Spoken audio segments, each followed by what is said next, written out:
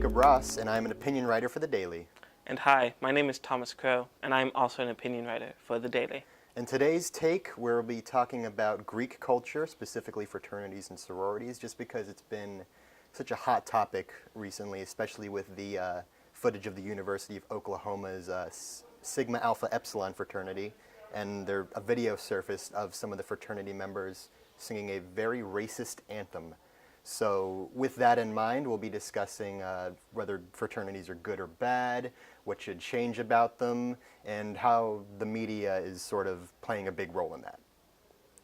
So whenever I look at the SAE myself, I notice the way that the media has been presenting it it's either sort of two different camps. You have the people who are sort of saying this is another example of a fraternity doing something bad, and that it sort of shows a trend. Or you have people who sort of argue that it's sort of one bad apple in the bunch. And I've always found it kind of strange how these two different narratives are, very mutually exclusive and very, very radical. Yeah, I agree. And I do see your point about the whole, on one end you have people saying, no, it's just them, not all fraternities are like that. We're all good people. We're all just trying to achieve academic excellence and brotherhood and all that stuff. But then there's people who say fraternities are kind of inherently, structurally kind of screwed just because they reinforce a lot of negative harshness towards women and minorities and stuff.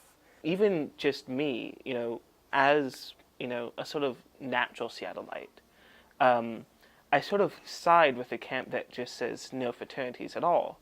And I'm not personally involved in a fraternity, so I'm always a bit concerned that, am I just condemning something because I don't understand it? Yeah, I feel the same way because I'm sort of on the same page as you. I'm kind of quick to say that, yes, fraternities are bad and we should stop them. But I think that we should really delve deeper into it because obviously not all fraternities are bad. If we really want to delve deep into this, we have to ask why. Sort of what's causing this? What do you think?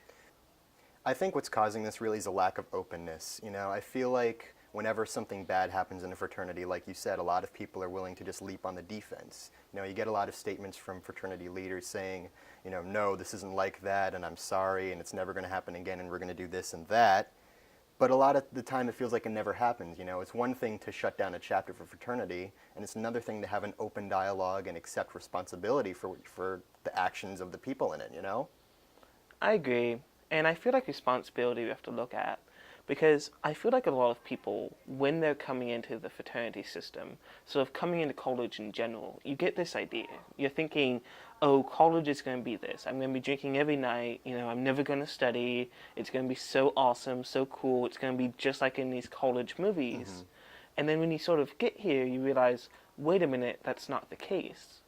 And I feel like the media, in a sort of general sense of all sort of forms of film, all sort of portrayals of college, which are obviously unrealistic, are in some sense to blame for some of the problems that we see with fraternities today.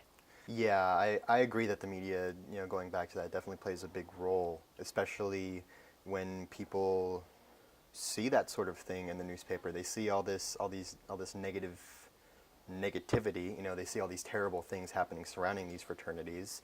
And I feel like openness is part of it, but I also feel like maybe there should be a better representation of fraternities in the media. You're not going to see in the newspaper like, a fraternity or sorority runs a fundraiser for breast cancer or something like that. That's something a lot of fraternities and sororities do. They do a lot of charity and a lot of fundraising. We don't really see that very often. Yes. So to sort of wrap up our conversation, of course, I'd say that the real problem, when you look at it from sort of a standpoint of trying not to be biased, trying not to be sort of within the context, is to look at both the people who are there and to hold them responsible for the sort of things that they've done and the sort of things that they encourage, while still keeping in mind that people come from a social background. They come from, a history of what they think is right, what they think is wrong, what they think will be accepted, what won't be. And so we also have to change the narrative around fraternities. So it isn't just this giant wide divide between, I'm not racist, but sort of argumentation for fraternities, or the idea that all fraternities are inherently bad, are inherently horrible, are inherently going to cause these sort of problems, but instead more of a centralized idea of what if neither is right? You know, what if it would be better to change the game and to not hate the player? I think you summed that up better than I probably could. So, Well, thank you. Yeah. It was a pleasure talking with you. Yeah, you as well.